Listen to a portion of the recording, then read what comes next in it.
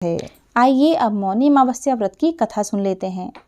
मौनी अमावस्या की कथा को लेकर जो प्रचलित कथा है उसके अनुसार प्राचीन काल में एक ब्राह्मण परिवार कांचीपुरी में रहता था। पति पत्नी दोनों ही धर्मात्मा थे और धर्मपूर्वक अपनी गृहस्थी चलाते थे। इनका नाम देवस्वामी था और इनकी पत्नी का नाम धनवती था।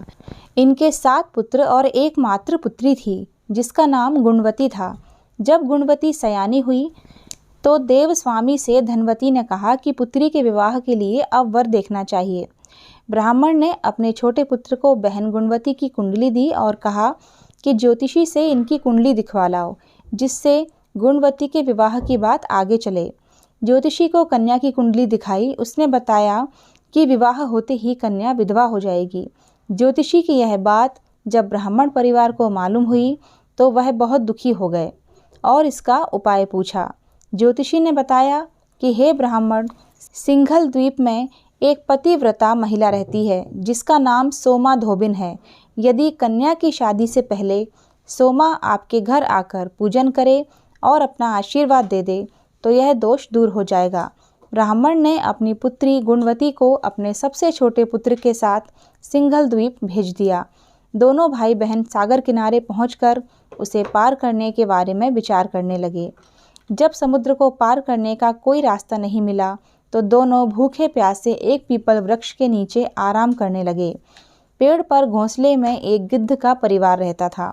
उस समय घोंसले में सिर्फ गिद्ध के बच्चे थे। वे सुबह से भाई बहन की बातों और क्रियाकलापों को देख रहे थे। शाम के समय जब गिद्ध की माता बच्चों के लिए भोजन लेकर घोंसले में आई तो बच्चों ने पेड़ के नीचे लेटे भाई बहन की कहानी माता को बताई। उनकी बातें सुनकर गिद्ध की माता को दोनों भाई बहनों पर दया आ गई और बच्चों के कहने से उसने कहा कि तुम लोग अब चिंता मत करो, मैं इन्हें सागर पार करवा दूंगी। बच्चों ने माता की बातों को सुनकर खुशी खुशी भोजन ग्रहण किया। गिद्ध की माता बच्चों को भोजन करवाकर दोनों भाई बहनों के पास आई और बोली कि मैंने आपकी समस्याओं को जान लिया है, आप चिंता मत कीजिए, आपकी समस्या का निदान मैं कर दूंगी, आपको सोमाधोबिन के पास पहुंचा दूंगी।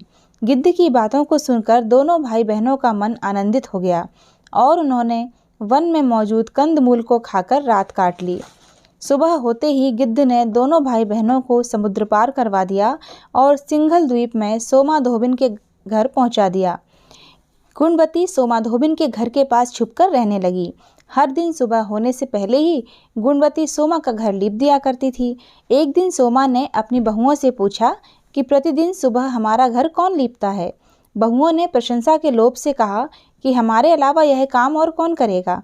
लेकिन सोमा को बहुओं की बात पर भरोसा नहीं हुआ और वह यह जानने के लिए पूरी रात जागती रही कि कौन है जो हर दिन सूर्योदय से पहले घर लीप जाता है।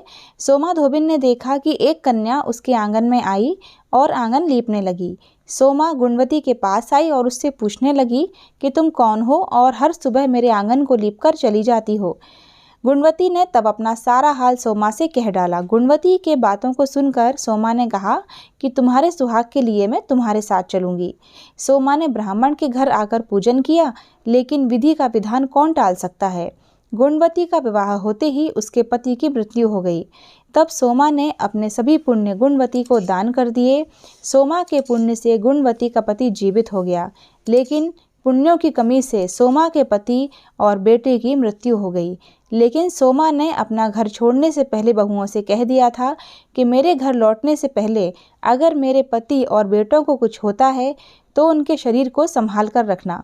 बहुओं ने सास की आज्ञा को मानकर सभी के शरीर को संभाल कर रखा।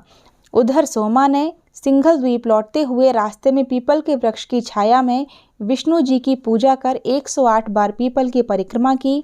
इसके पुण्य के प्रभाव से सोमा के घर लौटते ही उसके पति और बेटे फिर से जीवित हो गए। इसलिए मौनी अमावस्या के व्रत करने वाले व्रतियों को यह कथा सुनकर पीपल की 108 बार परिक्रमा करनी चाहिए और भगवान विष्णु सहित शिव जी की पूजा भी करनी चाहिए।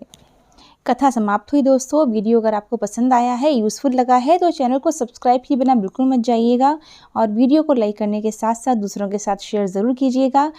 कमेंट बॉक्स में हर हर महादेव ज़रूर लिखिएगा। फिर मिलते हैं नेक्स्ट वीडियो में। हर हर महादेव, जय माता दी।